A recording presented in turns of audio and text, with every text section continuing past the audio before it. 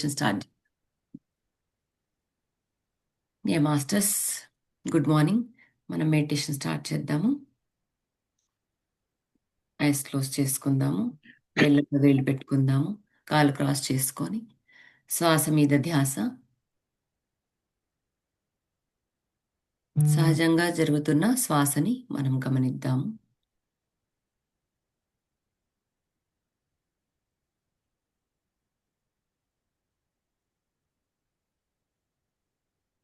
ఒక 9 conscious breaths తీసుకుందాము.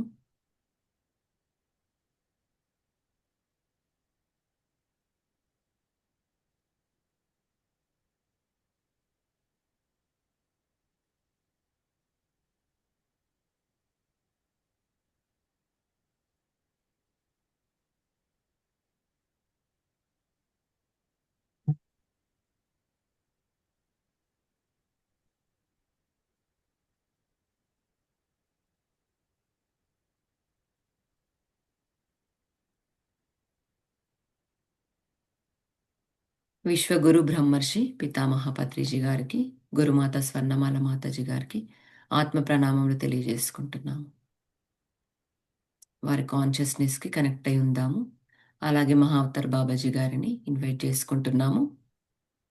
మన యాన్సిస్టర్స్ అందరినీ కూడా మనం మెడిటేషన్ గ్రూప్లోకి ఇన్వైట్ చేసుకుంటున్నాము. వారు మెడిటేషన్ చేసి అలాగే ఆత్మజ్ఞానాన్ని పొందవలసిందిగా కోరుకుంటున్నాము.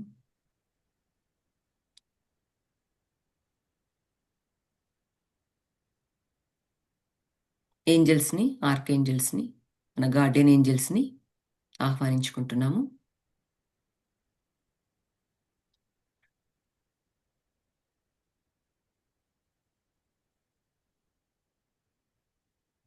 ప్రకృతిమాత, యోగమాత, విశ్వమాత, భూమాత, నవగ్రహాలు, నక్షత్రమిత్రులు, సూర్యచంద్రులు, పంచభూతములు, సప్తఋషులు వీరందరినీ ఆహ్వానించుకుంటున్నాము. వారి చైతన్యానికి కనెక్ట్ అయి ఉందాము.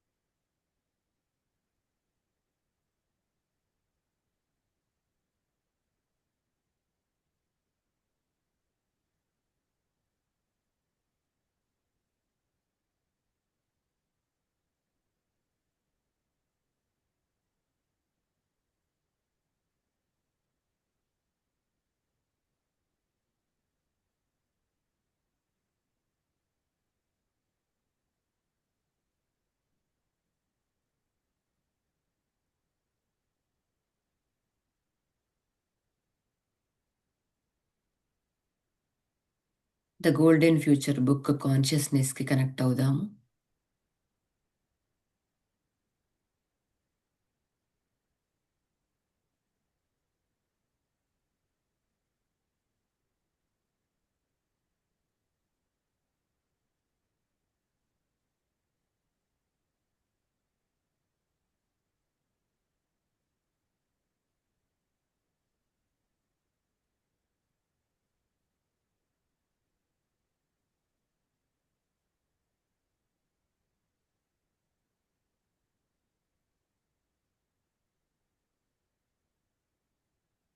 పన్నెండుగురు ఆర్కేంజల్స్ గ్రూప్లో ఉన్న మొట్టమొదటి ఆర్కేంజల్ మైకేల్ గారికి మనము కనెక్ట్ అవుతున్నాము.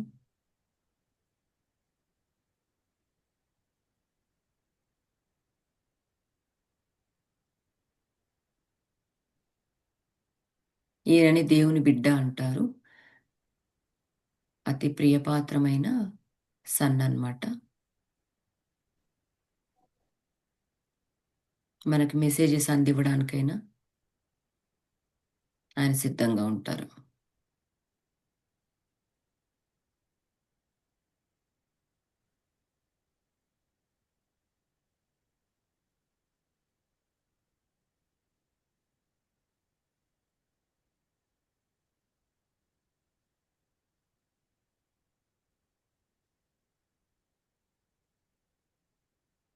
ఎమర్జెన్సీ హెల్ప్‌కి మనం ఆర్కేంజెల్ మైకేల్‌కి కనెక్ట్ అయ్యి మనం హెల్ప్ తీసుకోవచ్చు.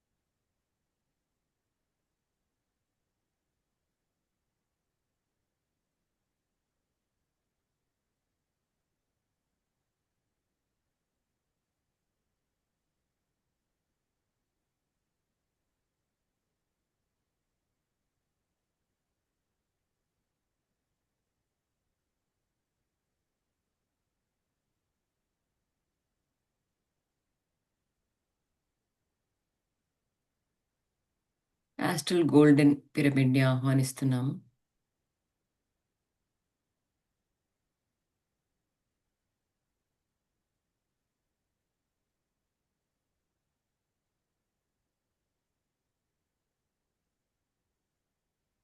మన సహస్రార చక్రం ద్వారా గోల్డెన్ ఎనర్జీ మన శరీరంలోని అన్ని కణాలకి, అన్ని అవయవాలకి, అన్ని వ్యవస్థలకి చక్కగా పంపించబడుతోంది. గమనిద్దాము.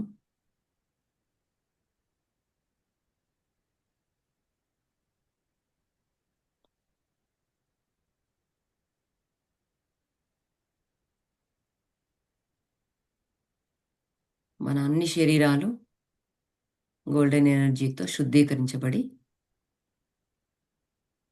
మనలో ఉన్న బ్లాకేజెస్ అన్నీ అల్సియాన్ అగ్నిలో దగ్ధమై కాంతిగా మారాలని సంకల్పించుకుంటున్నాము. అందుకు సహకరిస్తున్న ఆర్కేంజెల్ మైకేల్ గారికి థాంక్స్ చెప్పుకుంటున్నాం.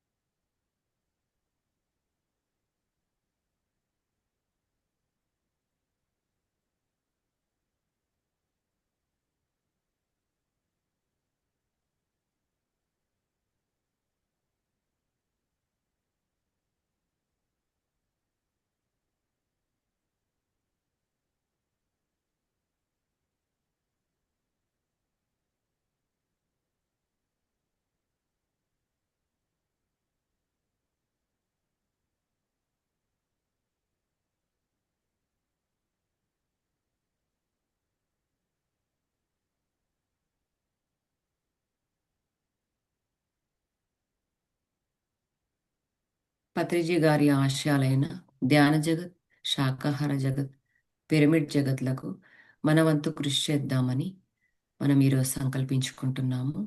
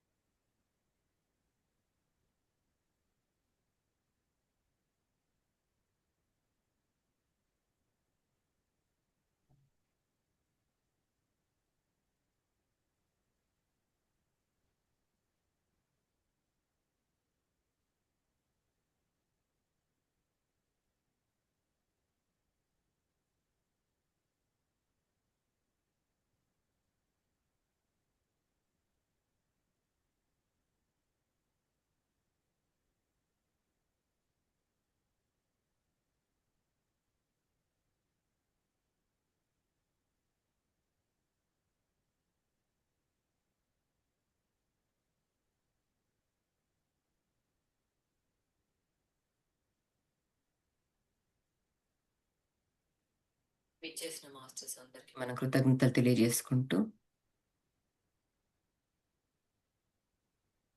మనకొచ్చిన ఎనర్జీని మనం ప్రపంచ శాంతి కోసమని భూమాతకి ఫిఫ్త్ డైమెన్షనల్లోకి ఎవరైతే థర్డ్ డైమెన్షన్ ఎనర్జీస్తో ఉంటున్నారో వారందరికి కూడా మనం మన ఎనర్జీని షేర్ చేసుకుంటూ ఫిఫ్త్ డైమెన్షన్లోనికి మనం ఆహ్వానించుకుందాము. సర్వే జన సుఖినో భవంతు, సర్వ ప్రాణికోటి సుఖినో భవంతు, లోకా సమస్త సుఖినో భవంతు. రెండు చేతులు రబ్ చేసి కళ్ళపైన పెట్టుకుందాము. 5, 4, 3, 2, 1, 0. చిరునవ్వుతో మన రెండు అరచేతులను చూసుకుంటూ ధ్యానంలోంచి బయటకు వద్దాం masters. Thank you, thank you, thank you.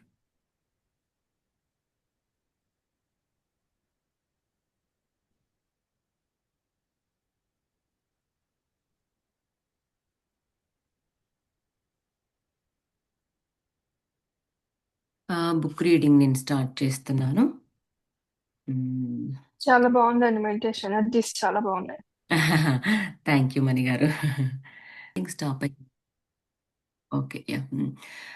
నిన్న మనము ఆ 20 ఇయర్స్ ఆఫ్ పీరియడ్ అంటే 2012 నుంచి 2032 వరకు ట్రాన్స్ఫర్మేషన్ ఎలా జరుగుతుంది అని చెప్పేసి కొంచెం బ్రీఫ్గా మనకి ఇక్కడ గైడెన్స్ ఇవ్వడం జరిగింది.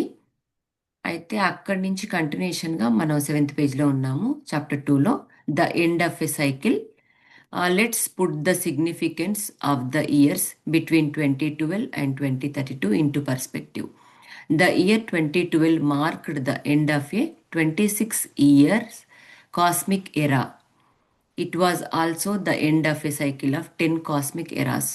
So it finalized a 260,000 year epoch for all the universes అంటున్నాడు మాస్టర్స్ ఇక్కడ.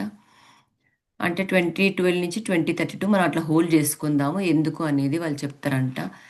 సో ఈ 2012 సంవత్సరం దానికి ఏమంటాడంటే విశ్వయుగం అనేది ఎండ్ అయిపోయింది, ముగింపుకు వచ్చేసింది.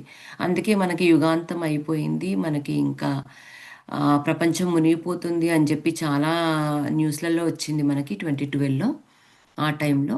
కానీ అక్కడ యాక్చువల్గా జరిగింది ఏంటంటే యుగాంతం అయిపోయి ఇంకొక యుగానికి ఆరంభం స్టార్ట్ అయిందని అనుకోవచ్చు.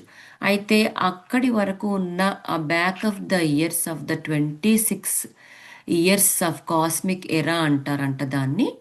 అంటే విశ్వయుగము సంబంధించిన ఏరా ఆ టైంలో, అలాగే ముగింపు కూడా సూచిక, అలాగే ఆరంభానికి కూడా. అయితే వీటన్నింటిని కలిపి 10 కాస్మిక్ సైకిల్స్ ఎరాస్ అని అంటున్నారు. అంటే ఒక్కొక్క 12 ఇయర్స్కి సంబంధించిన ఆ 10 సైకిల్స్ కలిపి 26 years of the cosmic era అయింది. So finalized a 26 years of epoch అంటున్నాడు. అంటే యుగారంభం అక్కడి నుంచి కరెక్ట్గా మనకి స్టార్ట్ అవుతుంది అని చెప్తున్నారు.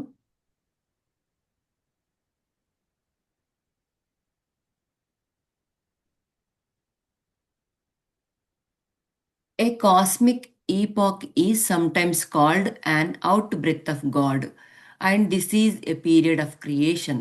It is followed by a 20-year in-breath of God.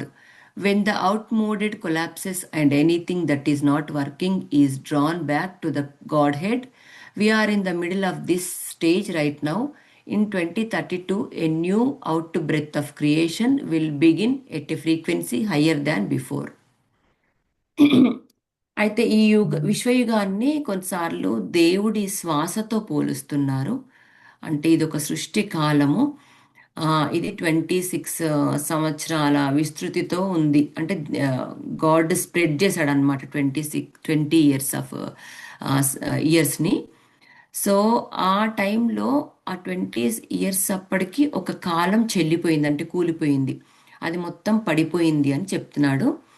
అలాగే మనం అందరం కూడా ఆ భగవంతుడికి ఆకర్షితమయ్యి ఆయనలో ఐక్యమైపోతామంట. సో మనం ఇప్పుడు మళ్ళీ ఆ దశ మధ్యలో ఉన్నాము, అంటే 2032కి. అంటే సృష్టి యొక్క మళ్ళీ ఉచ్ఛ్వాస అనేది గాడ్ మళ్ళీ బ్రెత్ మునుపటి కంటే ఎక్కువ ఫ్రీక్వెన్సీతో తీసుకుంటున్నాడు ఇక్కడ అని చెప్తున్నారు మాస్టర్స్. అంటే 20 years of breath of God అనేది కొలాప్సెస్ అయిపోయి మళ్ళీ కొత్తగా స్టార్ట్ అయిపోయింది. తన శ్వాస 2032 నుంచి మళ్ళీ కొత్తగా మొదలవుతుంది అని చెప్తున్నారు. For 260 years, Earth was part of a fourth dimensional universe. However, Earth itself was third dimensional. Of all the planets in this universe, Earth alone descended to the lower frequency. అయితే ఇది 2000 అదే 260,000 సంవత్సరాలుగా ఇది 4వ డైమెన్షన్లో ఉందంట, 4th డైమెన్షన్లో ఉందంట.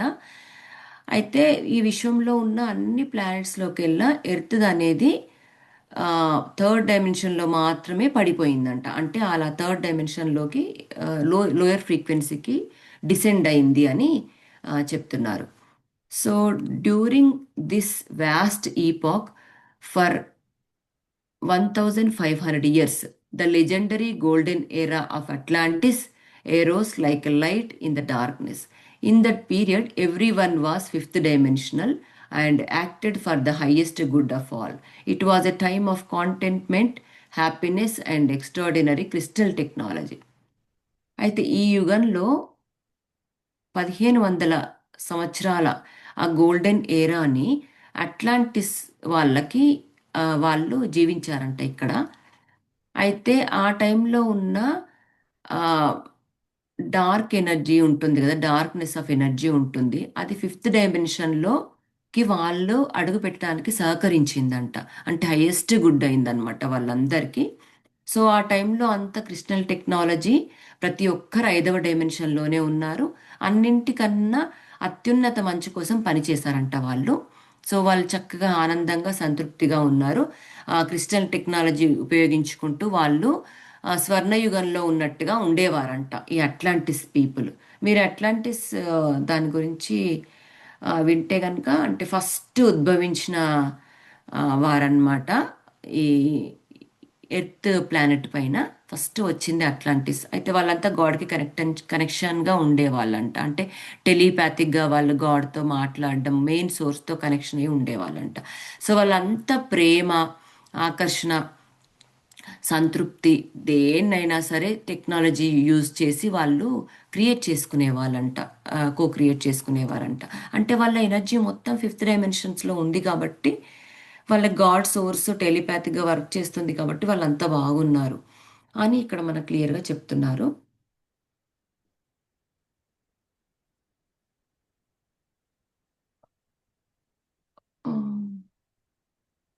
Yeah, during this, then one powerful mage decided to use his power for his own benefit.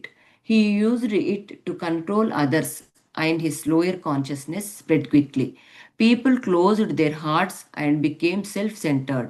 The frequency of Atlantis rapidly devolved into the third dimension. Mage అంటే మాంత్రికుడు అనుకుంటా. యా, అయితే ఒక శక్తివంతమైన మాంత్రికుడు తన స్వార్థానికి ఉపయోగించుకోవాలని చూశాడంట జనాలందరినీ. సో మొత్తం అందరినీ కంట్రోల్ చేసుకున్నాడు తన లోయర్ ఫ్రీక్వెన్సీతో. సో అందరూ అంటే ఏమైందంటే పీపుల్ సెంటర్, అంటే హార్ట్ సెంటర్ అంతా క్లోజ్ అయిపోయిందనమాట, స్వార్థపూరితంగా మారిపోయి అట్లాంటిస్ ఫ్రీక్వెన్సీ అంతా థర్డ్ డైమెన్షన్లోనికి మొత్తం పడిపోయింది అని చెప్తున్నారనమాట. అంటే డార్క్ ఎనర్జీస్, డార్క్ ఫోర్సెస్ ఇక్కడ బాగా పనిచేశారని చెప్తున్నారు. అయితే మనకిప్పుడు పత్రిసార్ ఇంటర్ గ్యాలక్టిక్ ఫెడరేషన్ వాళ్ళల్లో ఒక మెంబర్గా, అంటే ఒక ప్రెసిడెంట్గా వ్యవహరిస్తున్నారు. అందుకని ఆయనకి పైన ఇంటర్ గ్యాలక్టిక్ వాళ్ళ పిలుపు వచ్చింది. మనతో 1990 వరకు ఉంటా అనుకున్నా సరే వెళ్ళిపోయారు అని చెప్పారు క్లియర్గా అప్పుడు. అంటే ఈ మనకి ఎర్త్ అసెండ్ అవ్వడానికి చాలా కీలకమైన పొజిషన్ తను నిర్వహించాల్సి ఉంటుంది అని గ్రేట్ మాస్టర్స్, మనకి సీనియర్ పిరమిడ్ మాస్టర్స్ చెప్పడం జరిగింది. అయితే ఆ టైంలో మళ్ళీ ఈ థర్డ్ డైమెన్షన్ నుంచి ఫిఫ్త్ డైమెన్షన్లోనికి తీసుకురావడానికి చాలా హెల్ప్గా ఉంటారు అని చెప్పేసి చెప్పారు మాస్టర్స్. ఆ టైంలో వచ్చిన మనకి తెలిసిన సమాచారం అది.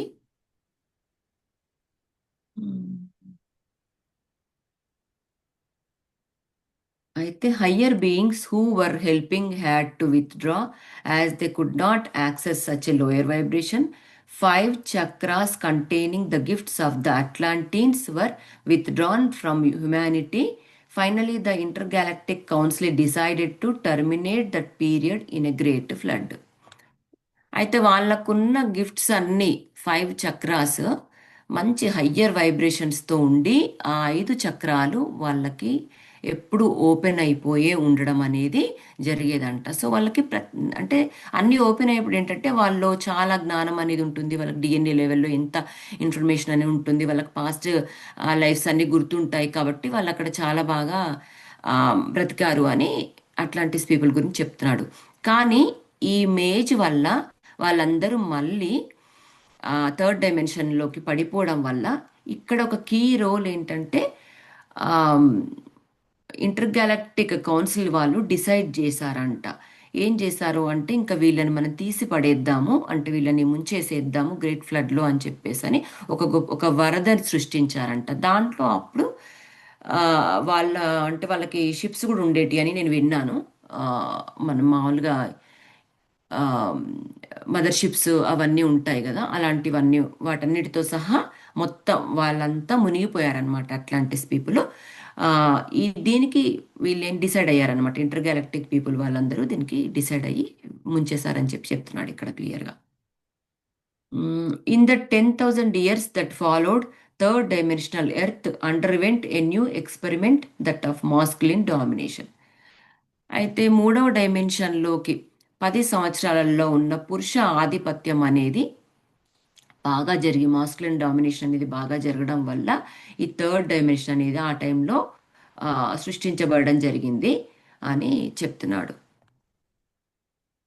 Why was earth third dimensional in a fourth dimensional universe? 4వ డైమెన్షన్ విశ్వంలో ఎందుకు 3వ డైమెన్షన్ అయింది అంటే ఫోర్త్ నుంచి థర్డ్కి ఎందుకు పడిపోయింది అనేది ఇక్కడ క్వశ్చన్ అనమాట. అయితే దానికి ఎక్స్ప్లెనేషన్ ఏంటంటే there are 2 reasons why our planet was out of step with the rest of our universe. The first is that ages ago a call went out from the Intergalactic Council to all the planets to volunteer to host a unique experiment that of free will. People could choose whether to act from their divine will or their lower one. అయితే ఇక్కడ ఏం చెప్తున్నా అంటే 2 reasons ఉంటాయంట, 2 కారణాలు ఉంటాయంట. అంటే చాలా ఇయర్స్ బ్యాక్, అదే చాలా ఏళ్ళ క్రితం ఇంటర్గాలక్టిక్ కౌన్సిల్ నుండి అన్ని గ్రహాలు ఒక ప్రయోగం చేశారంట ముందుకు రావాలని. వాళ్ళు అంటే ప్రజలు స్వేచ్ఛగా ఉండాలి, ఆ గాడ్ ఎనర్జీస్తో కనెక్ట్ అయి ఉండి దైవిక సంకల్పం ప్రకారం పని చేయాలా వద్దా అని ఎంచుకోవడం అనేది జరిగిందంట. సో దానికి వీళ్ళు వాలంటీర్గా వర్క్ చేశారంట. ఎవరు? ఇంటర్గాలక్టిక్ కౌన్సిల్ వాళ్ళు. So throughout the cosmos nothing like this had even been considered and the concept was regarded with a wonder and amazement by every being in the universe. అయితే ఈ విశ్వంలో ఇలాంటి మార్పు, ఇలాంటి experiment అనేది చాలా కొత్తగా పరిగణలోనికి తీసుకున్నారంట. అంటే వాళ్ళకి ఆశ్చర్యంగా కూడా అనిపించిందంట. ది సర్ప్రైజ్ అమేజ్మెంట్ అంటే వాళ్ళకి ఈ కొత్త ప్రయోగం అనేది నచ్చిందంట. సో వాళ్ళు ఇది ఇంప్లిమెంట్ చేద్దామని బాగా ఉత్సుకతతో వెయిట్ చేస్తున్నారు ఇంటర్గాలక్టిక్ వాళ్ళు అని అంటున్నాడు. The Council for Planet Earth volunteered for the experiment souls daring to incarnate who go through the veil of amnesia, forget that they were divine beings and step into the unknown. కానీ ఈ third నుంచి ఫోర్త్లోకి మళ్ళీ తీసుకురావడానికి ఈ ఎక్స్పెరిమెంట్కి ఎవరెవరైతే incarnation అవ్వాలనుకుంటున్నారో, మళ్ళీ జన్మ తీసుకోవాలనుకుంటున్నారో వాళ్ళు మాత్రం డేర్ సోల్స్గానే వాళ్ళకైతేనే బెస్ట్ అని చెప్పి చెప్తున్నారు. అంటే వాళ్ళు ఇంకా మర్చిపోవాలి వాళ్ళు తమని తాము ఒక దైవిక జీవులం అని. అంటే ఒక వేల్ నుంచి ఇన్కార్నేట్ డేర్ సోల్స్ అని వాళ్ళు మర్చిపోయి ఆ వేల్ క్రాస్ చేసి అమ్నీషియా అంటే వాళ్ళు మర్చిపోయే తత్వాన్ని వాళ్ళు తెచ్చుకొని ఆ డివైన్ బీయింగ్స్ అని మర్చిపోయి ఇన్కార్నేషన్ అవ్వాలి అని చెప్తున్నారనమాట. ఎందుకంటే చాలా మంది అంటారనమాట. ఈ మార్పులో మనకి ఇంటర్గాలక్టిక్ కౌన్సిల్లో ఉన్న ఆ సైనిక బలగం ఏదైతే ఉందో, అంటే హెల్ప్ చేసే వాళ్ళకి, ఎవరైతే సోల్స్ డేర్ సోల్స్ ఉంటారో వాళ్ళు చాలా మంది అవతారం ఎత్తారని చెప్పి చెప్తారు మాస్టర్స్.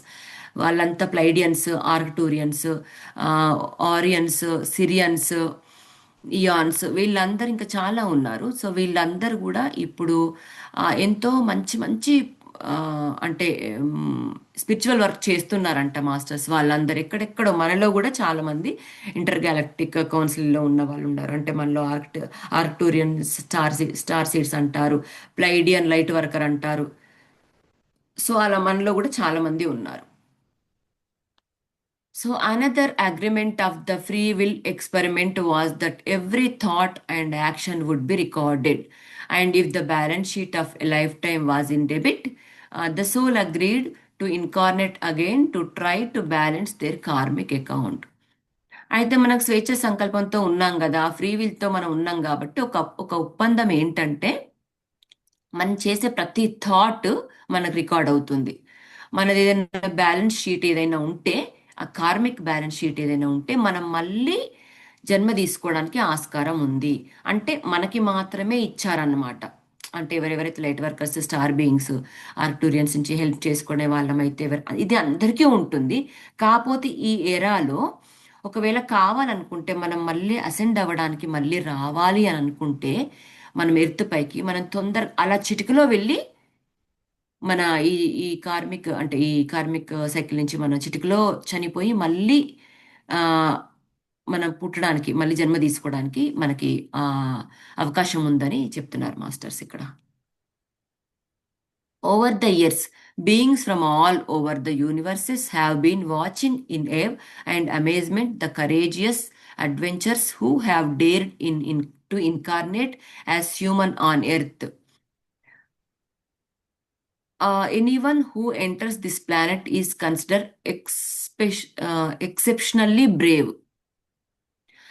అంటే ఇక్కడ సంవత్సరాలుగా మనం నివసిస్తున్నాం కదా ఈ విశ్వంలో నలుమూలల నుంచి వస్తున్నాం కాబట్టి, ఇలా అవతరించడానికి ధైర్య సాహసాలు చేసిన వాళ్ళందరినీ చూసి ఆ గ్రహం వాళ్ళోళ్ళు కూడా చాలా ఆశ్చర్యచకితులు అవుతారంట వాళ్ళు. అంటే ఇది అసాధారణంగా ధైర్యవంతులుగా మనల్ని అంటే వాళ్ళు పరిగణిస్తారన్నమాట. అంటే ఇప్పుడు మనం వెళ్ళాము, మన వల్ల కాలేదు, మన కార్మిక్ సైకిల్లోనే మన కూరుకుపోయి మనం మర్చిపోయాం, డివైన్ సోల్స్గా ఉండి మన అమ్నీషియా ద్వారా, ఆ మతిమరుపు ద్వారా మనమంతా మర్చిపోయాం కాబట్టి మనం ఏమనుకుంటాం, మళ్ళీ అబ్బాయి ఈ జన్మ వద్దులే, ఇంకో జన్మలో మనం అసెండ్ అవుదాం. ఎలాగో ఉంది కదా ఈ ఎరా అనేది, ఈ 20 years ఆఫ్ ఎరా, 260,000 వరకు కూడా మనము ఆ 10 కాస్మిక్ ఎరాస్లో కూడా మనం ఏ టైంలో అయినా పుట్టి మనం అసెండ్ అవ్వచ్చు. అంటే ఈ యుగం, ఈ స్వర్ణయుగం అనేది అంత పెద్దది. 260 yearsకి సంబంధించిన స్వర్ణయుగం అన్నమాట. ఏముంది, కొంతమంది అందుకే చాలా మంది 30 yearsలో, 40 yearsలో, 50 yearsలో, కొంతమంది 60 years, 70 yearsలో అలా వెళ్ళేసేసి మళ్ళీ వాళ్ళు రావచ్చు అనమాట. ఎప్పుడైతే మనం వెళ్ళిపోతామో మనకి మళ్ళీ రీకాల్ అవుతుంది మన నాలెడ్జ్ అంతా. మనం మళ్ళీ ఓహో మనం అసలు చాలా డివైన్ బీయింగ్స్, మనం ఈ ప్లానెట్ ఎర్త్కి మనం అసెండ్ అవ్వడానికి వచ్చాము, అలాగే ఎర్త్కి కూడా హెల్ప్ చేయడానికి వచ్చాం కాబట్టి మనం మళ్ళీ వెళ్దామని చెప్పేసి ఆ ఎరుకతో వాళ్ళు రావడం అనేది జరుగుతుందని క్లియర్గా చెప్పారు.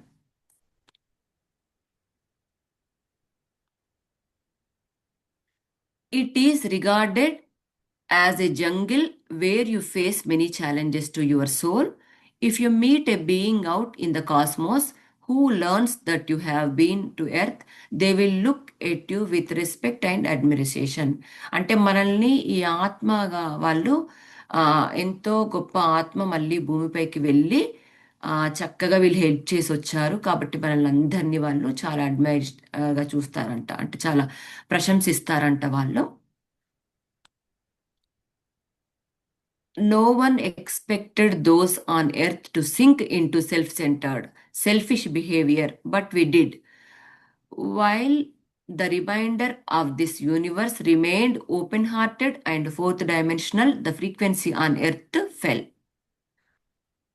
అయితే దీంట్లో ఈ భూమిపై ఉన్న స్వార్థపూరిత ఈ ప్రవర్తనలు వీటన్నిటిలో మనము ఊహించలేదు ఇలా జరుగుతుందని. అంటే ఈ 4th dimension ఫ్రీక్వెన్సీలో ఆ, మనము ఈ థర్డ్ డైమెన్షన్కి వస్తామని ఎప్పుడు మనం ఊహించలేదంట. ఎందుకంటే మన హార్ట్ సెంటర్డ్గా ఫోర్త్ డైమెన్షన్లో ఆ ఫ్రీక్వెన్సీ తోటే ఉన్నాం, కానీ భూమి థర్డ్ డైమెన్షన్కి పడిపోయింది కాబట్టి మనం ఊహించలేదు.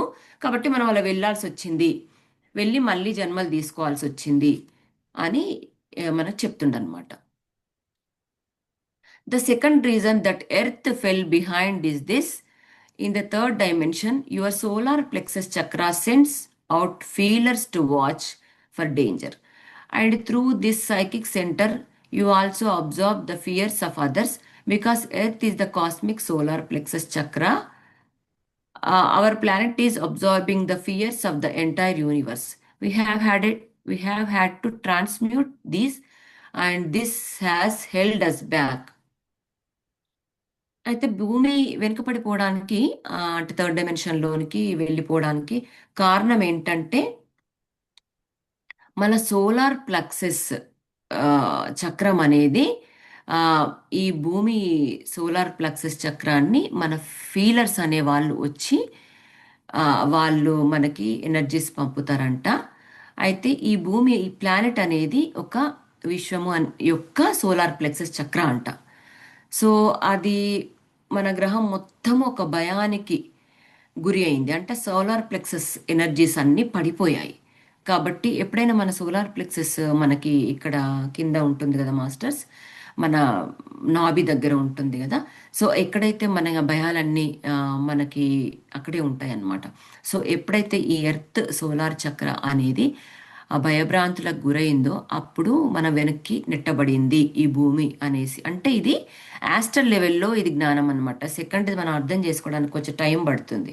అంటే ఎర్త్ అనేది సోలార్ ప్లెక్సెసా అంటే ఎర్త్లో అన్ని చక్రాస్ ఉంటాయని అంటారు కదా, మరి ఇదేంటి సోలార్ ప్లెక్సెస్ ఒక్కటే అని అంటే ఆ ఒక్క పార్ట్లో మట్టికి, అంటే అట్లాంటిస్ దగ్గర మొదలైన ఈ ఆ, ఈ స్టోరీ అనేది మన బ్యాక్ ఆఫ్ ద మనం యాస్ట్రల్గా తీసుకుంటే ఆ ప్లేస్లో మట్టికే మనకి సోలార్ ప్లెక్సెస్ ఎనర్జీస్ అన్నీ ఇన్బ్యాలెన్స్ అయ్యి థర్డ్ డైమెన్షన్లోకి పడిపోయింది. సో అప్పుడంతా పీపుల్ అంతా చాలా ఫియర్స్తో ఉన్నారు. అదే టైంలో మనం వెనక్కి వెళ్ళిపోవాల్సి వచ్చింది, మళ్ళీ బ్యాక్ వెళ్ళిపోవాల్సి వచ్చింది, అంటే మళ్ళీ థర్డ్ డైమెన్షన్లోకి వెళ్ళిపోవాల్సి వచ్చింది అనేసి చెప్తున్నాడు. కానీ ఇక్కడ మనకు అర్థమైంది ఏంటంటే, మూడు యుగాలు ఉంటాయి కదా. ఆ మూడు యుగాల్లో ఇప్పుడు మాత్రకి స్వర్ణయుగం స్టార్ట్ అయింది. అంటే ఖచ్చితంగా అది ఆమ్, మనకి సైకిల్ అనేది చేంజ్ అవుతూ ఉంటుంది అనమాట. ఇప్పుడు మన కాలాలు ఎలా చేంజ్ అవుతూ ఉంటాయో మళ్ళీ మన సైకిల్స్ అలా చేంజ్ అవుతూ ఉంటాయని దీన్ని బట్టి అర్థమవుతుంది. Because we have lagged behind, we are attracting an extraordinary amount of help from the universe during the birth of the new golden age. It is as if the baby being birthed has got stuck and needs extra assistance. ఇక్కడ బేబీతో పోలుస్తున్నాడు. మనం ఎలాగైతే ఈ స్వర్ణయుగం పుట్టుక సమయంలో వెనుకబడి ఎట్లయితే పోయినామో, మళ్ళీ baby పుట్టినట్టే శిశువు ఎక్కడో ఇరుక్కుపోయినట్లు, అంటే ఎక్కడో ఇరుక్కుపోయినట్లుగా ఉండి మళ్ళీ మనం సహాయం వేడుకుంటున్నట్టుగా ఇక్కడ మనకి చెప్తుందన్నమాట ఈమె. అంటే కొత్త స్వర్ణయుగానికి పుట్టేటప్పుడు మన పాతగా థర్డ్ డైమెన్షనల్స్ ఎనర్జీస్ అన్నింటినీ మనం ఎప్పుడైతే రిలీజ్ చేస్తూ ఉంటామో మళ్ళీ కొత్తగా పుట్టినట్టు, ఒక శిశువు మళ్ళీ పుట్టినట్టు. కాకపోతే శిశువు ఫస్ట్ ఇరుక్కున్నట్టు అయిపోతుందంట. ఏంటి జరుగుతుంది ఏంటో అర్థం కావట్లేదు, వి నీడ్ హెల్ప్ అని చెప్పేసి మనం సహాయం అడుగుతామంట. కాబట్టి ఆ అసిస్టెన్స్ కోసం అని మళ్ళీ మనం వాళ్ళని ఇంటర్గాలక్టిక్ కౌన్సిల్ వాళ్ళని హెల్ప్ అడుగుదామని చెప్పి చెప్తున్నాడు. Great illuminate beings, angelic beings and wise ones are focusing their light and the energy on earth now. We can ask them for help to birth the new according to divine timing. మనం మళ్ళీ Angel beings తోటి connect అయిపోయి ఈ భూమి పైన మళ్ళీ మనం light ఆ ఎనర్జీని మనం వాళ్ళ దగ్గర నుంచి తీసుకోవచ్చంట.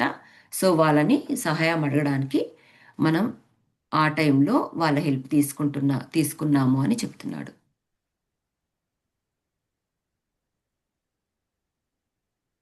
The 20 years between 2012 and 2032 are unique in the history of our planet. There has never been an experience of or opportunity like this. You have incarnated now to help birth a fifth dimensional golden age in an entirely new cosmic cycle. ఈ మధ్య కాలంలో 2012 మరియు 2032 మధ్య 20 years of ఈ planet history చాలా ప్రత్యేకమైంది, చాలా ముఖ్యమైంది. ఎందుకంటే ఇది కొత్త విశ్వచక్రంలో అంటే 5వ డైమెన్షన్ అంటే 5th డైమెన్షన్లోకి స్వర్ణయుగానికి మనము జన్మ తీసుకోవడానికి అంటే దీంట్లో అసెండ్ అవ్వడానికి మనం అవతరించడం, అందులోనూ ఎక్స్పీరియన్స్ అవ్వడం, ఈ అవకాశం మనకు మునుపెన్నడూ లేదు అంట. అందుకే కరెక్ట్ టైంలో ఉన్నాము అని సింబాలిక్గా ఇక్కడ చెప్తుండనమాట. ఈ కాస్మిక్ సైకిల్లో ఇక్కడ ఈ టైంలో ఈ భూమి మీద మనం పర్ఫెక్ట్ టైంలో ఉన్నాము అని క్లియర్గా చెప్తుండ్రు masters. The time frame, the preparations for the end of one era and the beginning of the next are similar to those of leaving one house and moving to a bigger one. Planning, deciding what to throw away and what to take, packing and organizing the new home all commence well before the move itself. The timeline for Earth starting before 2012 as is follows.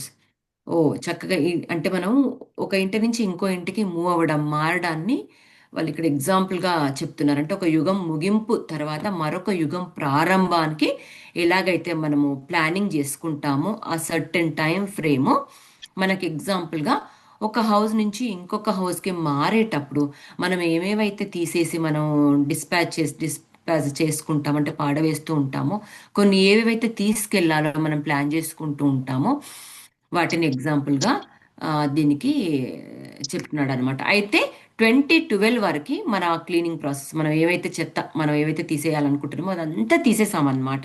So 2012 నుంచి మనం కొత్తగా ఇంటికి move అవుతున్నందుకు సన్నాహాలని చేసుకుంటున్నాం. Still we're in planning.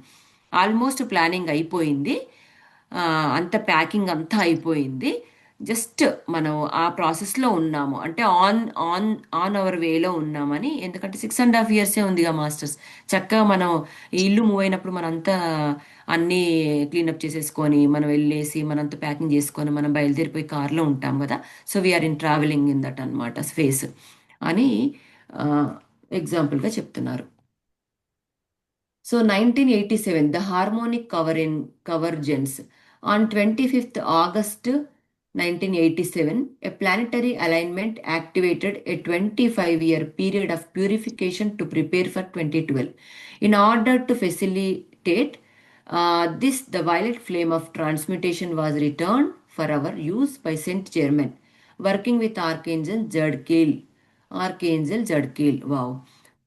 1987 August 25th harmonic కవరేజెన్స్ అంటే 2012 కోసం సిద్ధం చేయడానికి అంటే 25 సంవత్సరాల శుద్ధీకరణ కాలాన్ని అంటే 2012 కంటే 1987 నుంచి 2012 వరకు ఆ 25 years ఆఫ్ సైకిల్లో మన క్లీనింగ్ ప్రాసెస్ అంతా జరిగిందంట మాస్టర్స్.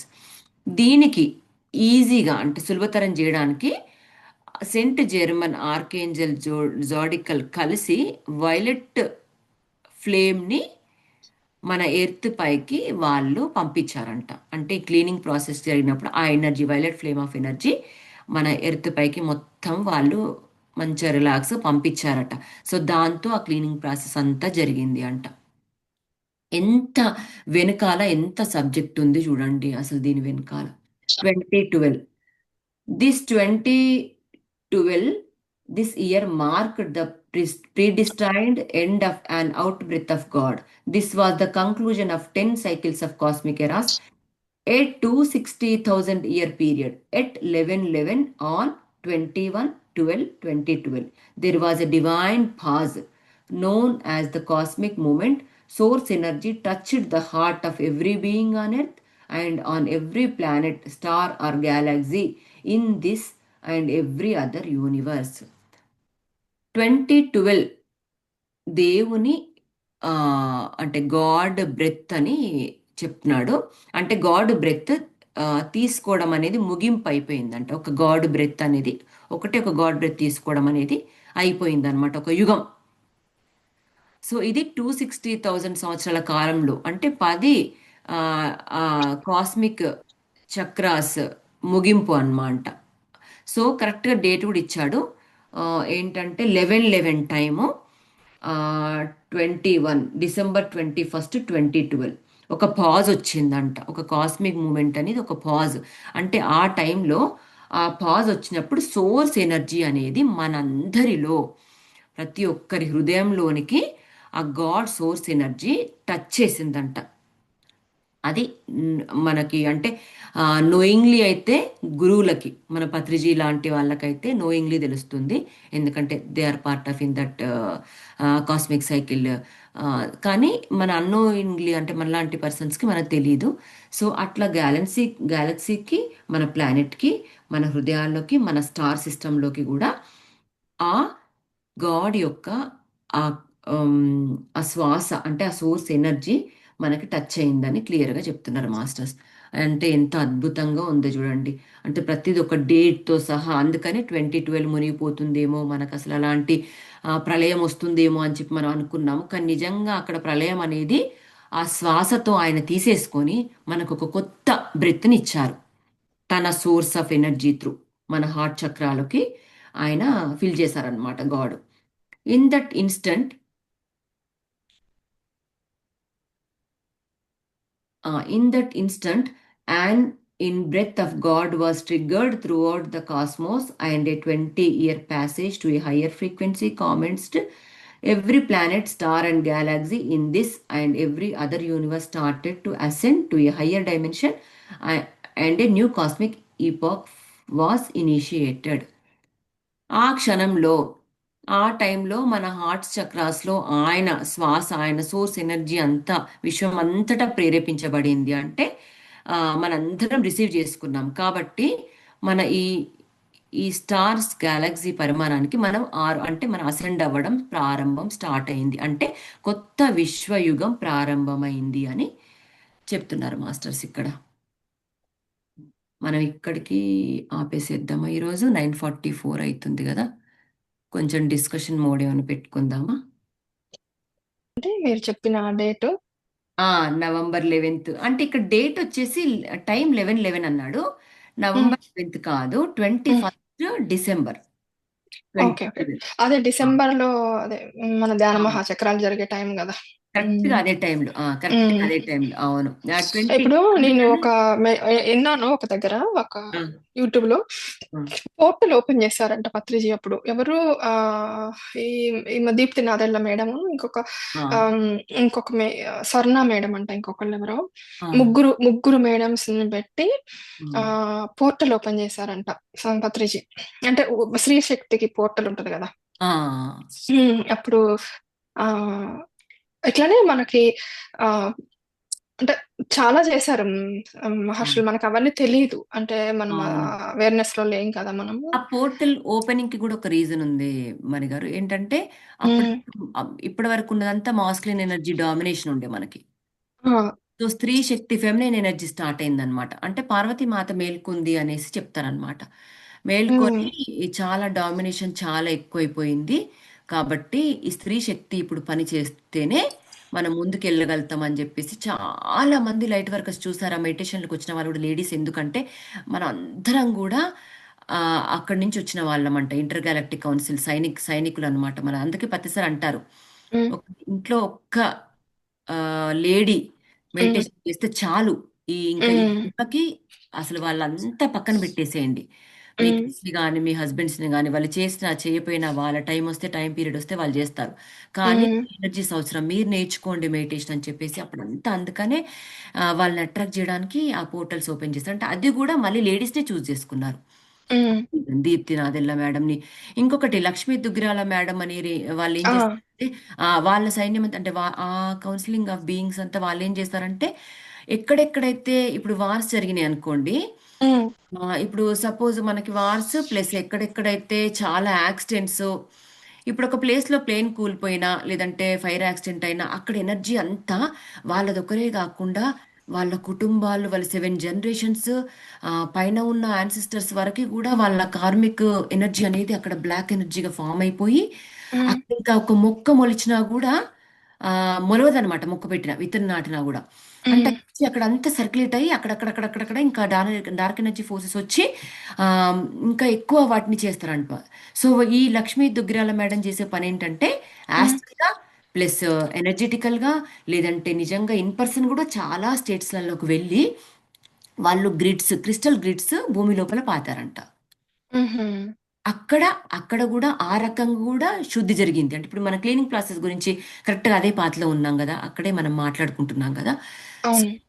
అక్కడ ఆ డార్క్ ఎనర్జీ ఫోర్సెస్ని తీసేస్తే ఆ క్రిస్టల్స్ అన్ని ఆ న్యూ ఎనర్జీని అక్కడ ఫిల్ చేశాయంట. సో ఆ ఇం గ్రిడ్స్. అదే అండి. ఇంకోటి గూడా విన్నానండి నేను. జపాన్‌లో హిరోషిమా, నాగసాకి అవునవును. జరిగింది గదా! అది అవును. ఎందుకు జరిగింది అంటే, ఒకప్పుడంట జపాన్‌లో ఎవరు ఎక్కువ వయలెన్స్ చేస్తే, ఎవరు ఎక్కువ టార్చర్ పెడితే వాళ్ళు గొప్ప అనే కాంపిటీషన్ జరిగిందంట. ఆ, అదే ఏరియాస్‌లో.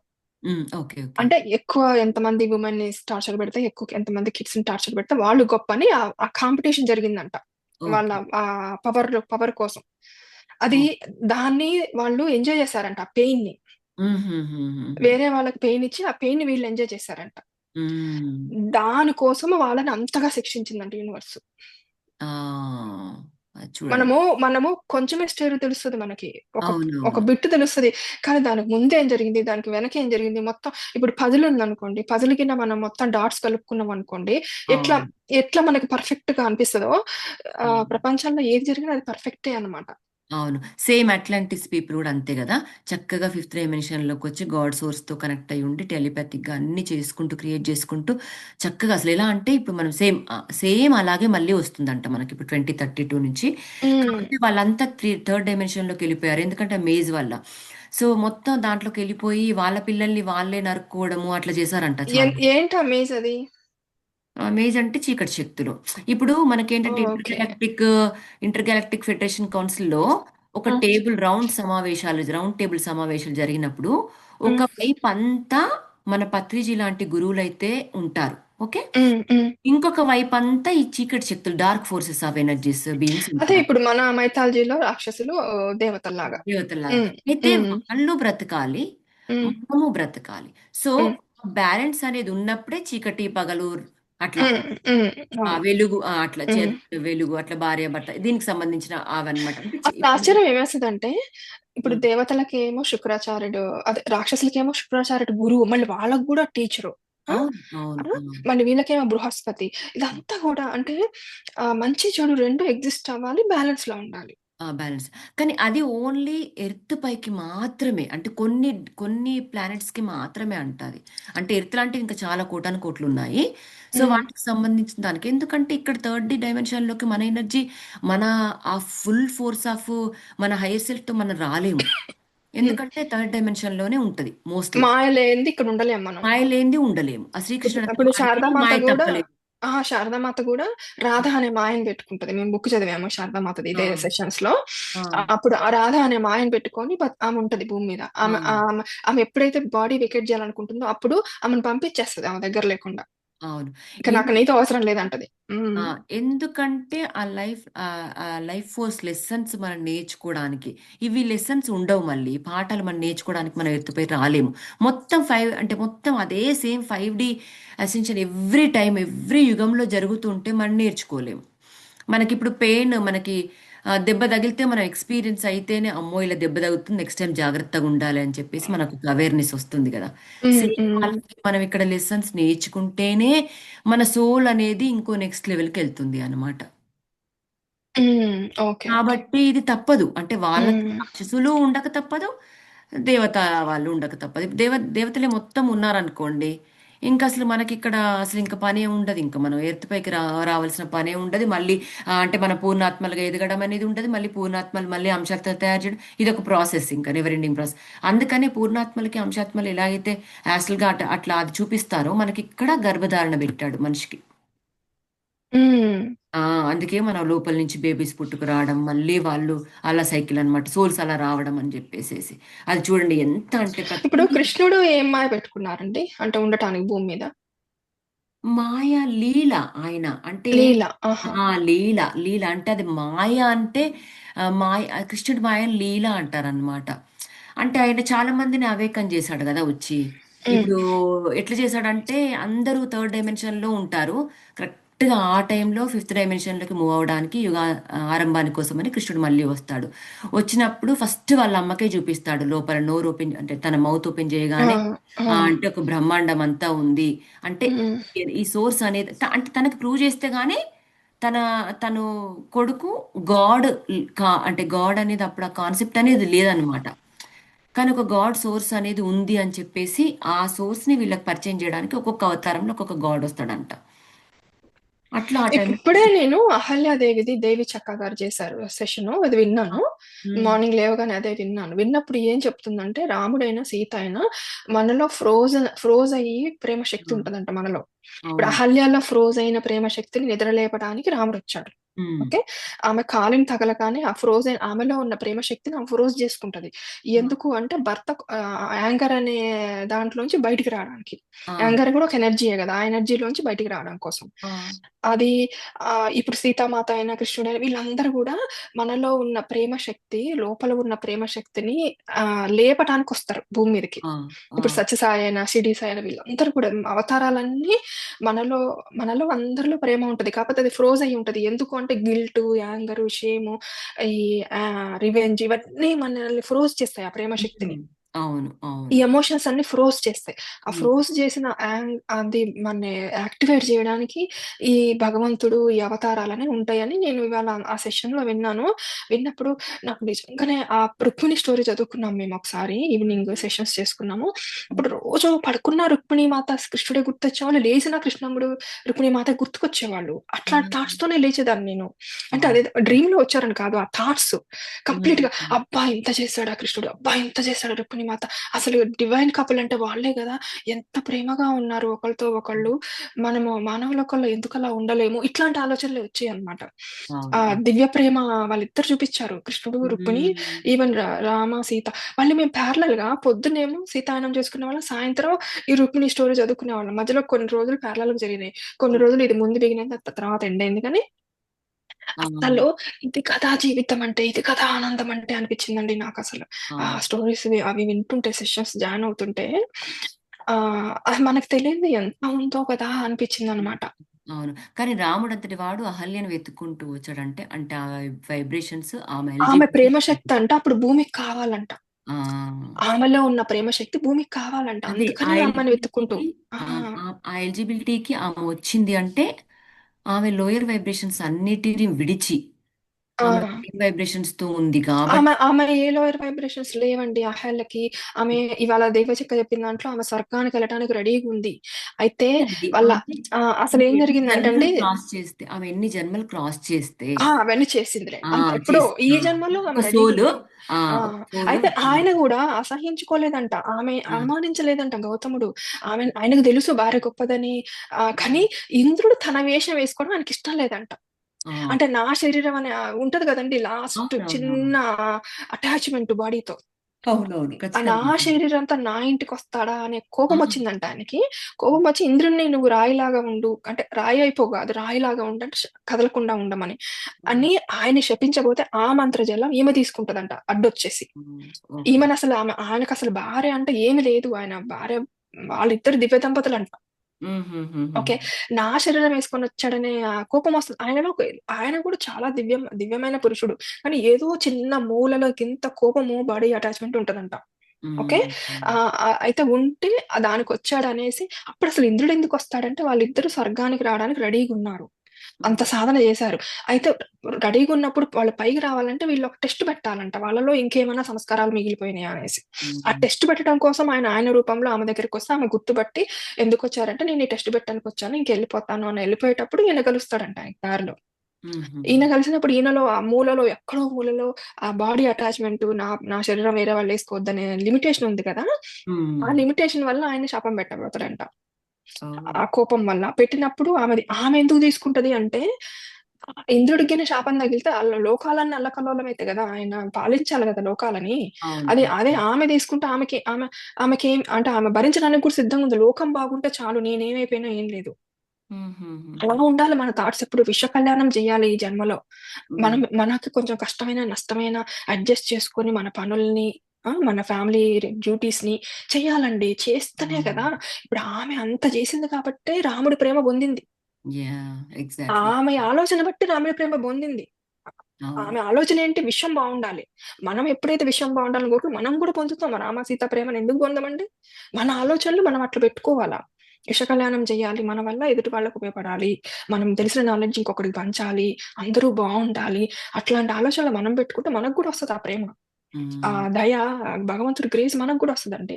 యాహ్! అయితే యాహ్! ఆమె పెట్టుకున్నప్పుడు మన లోపల ఆమె ఆమెను సంస్కారాన్ని అడుగుతాడంట. ఓకే. నువ్వు హ్మ్. శాపం తీసుకున్నావు పర్వాలేదు. కానీ నువ్వొచ్చేయొచ్చు స్వర్గానికంటాడంట ఇంద్రుడు. హ్మ్. హ్మ్. స్వర్గానికొచ్చి లేదు నేను రాను. ఆమెకు భర్త మీద గూడా అమితమైన ప్రేమ. హుహుహు. నా భర్త గిల్ట్‌లోకెళ్ళిపోతాడు. ఇప్పుడు నన్ను శాపం పెట్టినందుకు ఆయనకి గిల్ట్ ఉంటది. నా భార్యని నేను శపించాను. ఎందుకంటే బిడ్డున్నాడు, కొడుకున్నాడు గదా! మరి ఆమె లేకపోతే హ్మ్. కొడుకుని చూడడం కొడుకు తల్లి ప్రేమకు దూరం చేసినోడయితాడు గదా! అవును. అవును. అందుకని ఆయన గిల్ట్‌లోకెళ్ళిపోతాడని ఈమెకు తెలుసు. ఆయన కోపమొచ్చినందుకు గూడా ఆయన గిల్ట్‌లోకెళ్ళిపోతాడు. ఎందుకంటే ఆయన కోపిష్టి గాదు. ఆ హ్మ్. క్షణంలో ఏదో వచ్చింది. హ్మ్. ఆయన గిల్ట్‌లోకెళ్ళిపోతాడు. నా భర్త ఆ గిల్ట్‌ని ఓవర్‌కమ్ చేశాక నేనొస్తా అని చెప్తది. అప్పుడు ఓకే. రాముడొచ్చి ఈమెలో ఉన్న ఫ్రోజ్ అయిపోయిన ప్రేమ శక్తిని లేపుతాడు. ఆయనలో ఉన్న గిల్ట్‌ని తీసేస్తాడట రాముడొచ్చి. హుహు. ఆ గిల్ట్ ఎనర్జీ నెగెటివ్ గూడా తీయగలడు గదా దేవుడు. హ్మ్. ఆ అవును. నెల్ గిల్ట్‌ని తీసేసి ఇద్దరిని ఒకేసారి స్వర్గానికెళ్ళటానికి రెడీ చేస్తాడట. హ్మ్.